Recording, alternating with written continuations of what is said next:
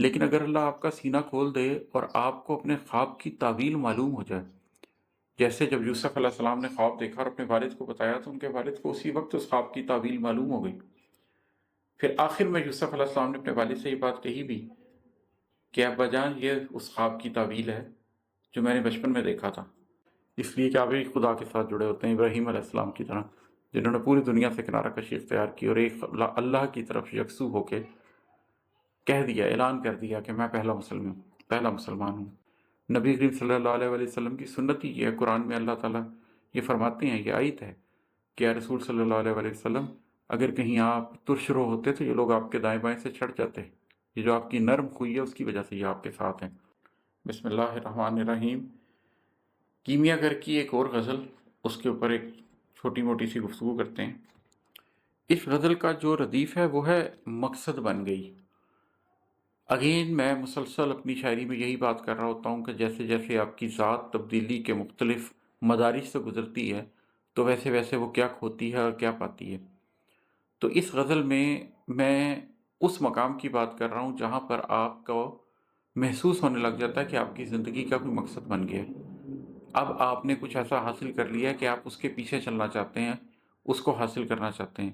تو زندگی کی مقصدیت حاصل کرنے کے بعد کس قسم کے خیالات آ رہے ہوتے ہیں، ان کے اوپر کچھ اشعار ہیں۔ یہ ہے کہ ذات کی تطہیر مقصد بن گئی، ذات کی تطہیر مقصد بن گئی، قلب کی تنویر مقصد بن گئی۔ میں نے اپنی زندگی میں ایک بہت بڑا ٹائم ایسا گزارا ہے جس میں مجھے تطہیر ذات کا پتہ ہی نہیں تھا، یہ شعور ہی نہیں تھا کہ اسلام تو بنیادی طور پر مذہب ہی تطہیر کا ہے۔ آپ پورا قرآن اٹھا کر دیکھ لیجئے، قرآن ہمیں کیا بتاتا ہے؟ وہ ہمیں بتاتا ہے تطہیر اخلاق، وہ ہمیں بتاتا ہے تطہیر کردار، وہ ہمیں بتاتا ہے تطہیر اعمال، وہ ہمیں بتاتا ہے تطہیر بدن، وہ ہمیں بتاتا ہے تطہیر خورد و نوش۔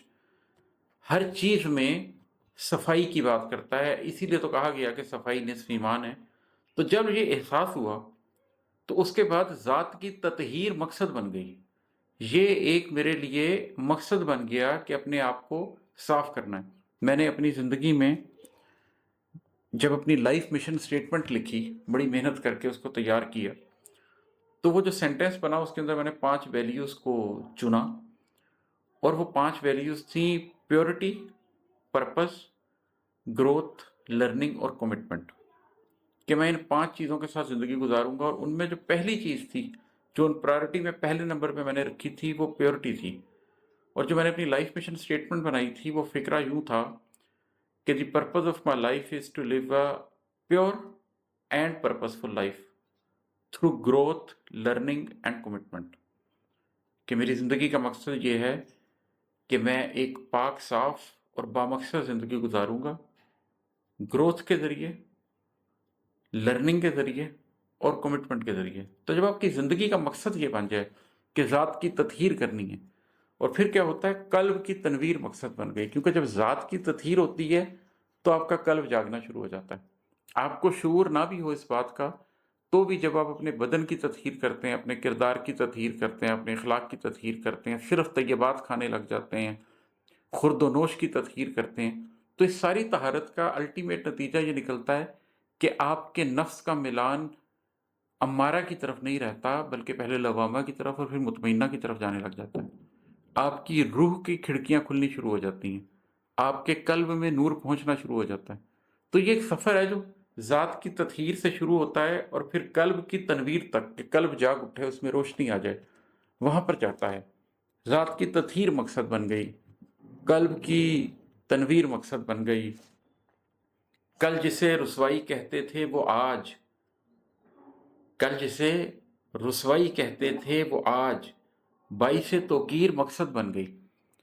ایک زمانہ ہے کہ مجھے بھی یہ محسوس ہوتا تھا، اگرچہ میں شروع سے ہی ایک رائٹسٹ سوچ کا حامل آدمی رہا ہوں، کبھی بھی میری سوچ لیفٹسٹ سوچ نہیں رہی، لیکن اس کے باوجود معاشرے کے رنگ دیکھ کر کئی دفعہ آپ کو یہ محسوس ہوتا تھا کہ یہ کیا قدامت پسندی کا آپ کے اوپر ٹھپا لگ جائے گا اگر آپ مذہب کی بات زیادہ کریں گے، یہ کیا فنڈامنٹلزم کا آپ کے اوپر ٹھپا لگ جائے گا اگر آپ مذہب کی بات زیادہ کریں گے؟ تو یہ ایک معاشرے میں اس کو باعث ننگ چیز بنا دیا گیا ہے، رسوائی کے باعث چیز بنا دیا گیا ہے۔ تو کل جسے رسوائی کہتے تھے وہ آج باعث توقیر مقصد بن گئی۔ لیکن جب پتہ چلا کہ مذہب کی حقیقت ہے کیا، مذہب وہ نہیں ہے جو ملا کے پاس ہے، قرآن اٹھایا، قرآن کو پڑھا، اسے سمجھا اور یہ جانا کہ یہ کتنی انلائٹنڈ کتاب ہے، تو یہ سمجھ آنے لگی کہ جب لوگ اس کتاب کو سمجھ لیں گے تو لفظوں کے معنی بدل جائیں گے۔ لبرل کا مطلب ہی کچھ اور ہو جائے گا، وہ مطلب ہی نہیں رہے گا جو آج جس مطلب کے طور پر اسے استعمال کیا جاتا ہے۔ انلائٹنڈ کا وہ مطلب ہی نہیں رہے گا، فریڈم کا وہ مطلب ہی نہیں رہے گا، لبرٹی کا وہ مطلب ہی نہیں رہے گا، آنر کا وہ مطلب ہی نہیں رہے گا۔ تو جب یہ ساری باتیں سمجھ آنے لگ گئی تو پھر جس چیز پہ رسوائی محسوس ہوتی تھی وہ باعث توقیر مقصد بن گئی کہ اسی میں تو عزت ہے، اس قرآن کو پکڑ لیں، اس کے علاوہ کسی چیز میں عزت نہیں ہے۔ اور ہے کہ جب یہ سمجھا قید میں ہی ہے نجات، جب یہ سمجھا قید میں ہی ہے نجات، نفس کی زنجیر مقصد بن گئی۔ جب اس بات کی سمجھ آئی کہ اپنی ذات کو قید کر لینا، خود کو مقید کر لینا، راہ نجات ہے ہی اس کے اندر۔ جب یہ بات سمجھ آ گئی کہ اگر آپ نے جنت پانی ہے تو رسی توڑوا کر نہیں پائی جا سکتی، بلکہ رسی باندھ کر جنت ملتی ہے، اپنے آپ کو باندھنا پڑتا ہے، تو پھر نفس کی زنجیر مقصد بن گئی۔ پھر اپنے نفس کو زنجیر میں باندھ کے رکھنا ایک مقصد بن گیا۔ ایک زمانے میں بہت خواہش تھی کہ آزادی ہو، فریڈم ہو، اکاؤنٹیبلٹی نہ ہو، لیکن پھر یہ بات سمجھ آ گئی کہ نہیں، اللہ سے بھاگ کر آپ کہیں نہیں جا سکتے سوائے اس کے کہ اللہ ہی کے دامن، اللہ ہی کی آغوش میں چلے جائیں، اسی کی رحمت کے امیدوار بن جائیں۔ تو جب آپ ایسا کرتے ہیں تو پھر آپ کو لگتا ہے کہ آزادی تو ہے ہی خود کو باندھنے میں، آزادی تو ہے اس بات پہ کہ اپنے نفس کو باندھ لیا جائے تاکہ آپ کے قلب آزاد ہو سکے اور آنے والی زندگی میں آپ کا سفر روشن ہو سکے۔ اور ہے کہ رمز رکھنے تھے تو چپ سادھے رہے، رمز رکھنے تھے تو چپ سادھے رہے، اذن پر تحریر مقصد بن گئی۔ اس شعر کا حال میں آپ کو کیا بتاؤں، یہ میری پہلی کتاب کے پہلے مصرے پر ہی چلی جاتی ہے بات کہ 7 سال چپ سادھی، بات تب بنی جا کر، ایک ایک پہر سینچا، ذات تب بنی جا کر۔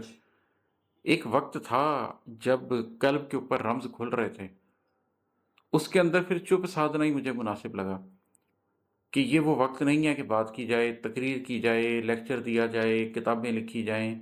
وہ جذب کا ایک عالم تھا، اس کے اندر قلب ابھی صرف جذب کر رہا تھا نور کو، تو رمز رکھنے تھے تو چپ سادھے رہے، اذن پر تحریر مقصد بن گئی۔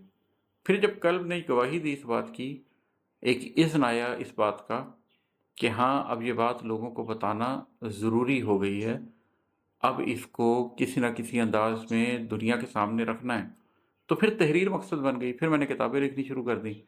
پھر وہی شخص جس نے ایک مصرع نہیں لکھا تھا 7-8 سال، اس نے 3-4 سال کے عرصے کے اندر 5 کتابیں لکھ دی، اس لیے کہ زندگی کا مقصد ہی یہ بن گیا تھا کہ اب جس تجربے سے گزرے اس کو لکھ دو۔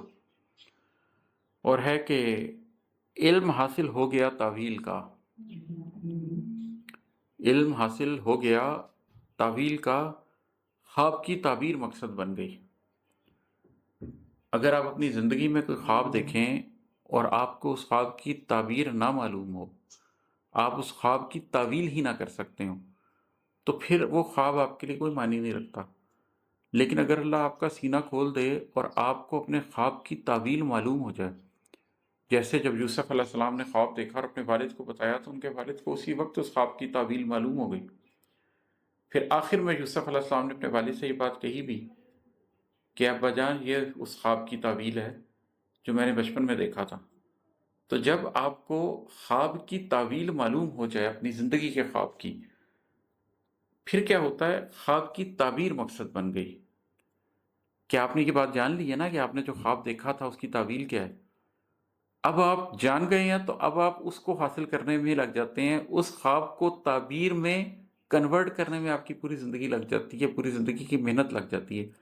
ایسے نہیں ہوتا کہ آپ کو کوئی خواب آیا ہے، کوئی بشارت ملی ہے تو اس کے بعد آپ ہاتھ پہ ہاتھ دھر کے بیٹھ گئے ہیں کہ مجھے تو بشارت مل گئی ہے تو میرے لیے تو یہ چیز ہو جانی ہے۔ نہیں، जब आपको किसी बात की बशारत मिलती है कि अल्लाह तुम्हें से कोई काम करवा लेगा, अल्लाह तुम्हें किसी छोटे-मोटे काम के लिए चुन लेगा तुम्हारी हैसियत, तुम्हारी औकात के मुताबिक, तो फिर आप अपनी ज़िंदगी की तमाम मेहनत उस ख्वाब की ताबीर में लगा देते हैं, ताबीर को हासिल करने में लगा देते हैं। और है कि जब खुदा से राब्ता टूटा तो फिर जब खुदा से राब्ता टूटा तो फिर रोज़ एक तस्वीर मकसद बन गई। वो एक सजदा जिसे तू गरा समझता है, हज़ार सजदों से देता है आदमी को नजात। वो जब आपका खुदा से राब्ता टूटता है तो फिर तो हर तस्वीर ही आपके लिए खुदा बन जाती है। फिर आप हर बुत को पूजते हैं, फिर आप हर सनम को पूजते हैं, फिर सनम परस्ती के अलावा आपके पास कुछ रह नहीं जाता, नफ्स परस्ती के अलावा आपके पास कुछ रह नहीं जाता।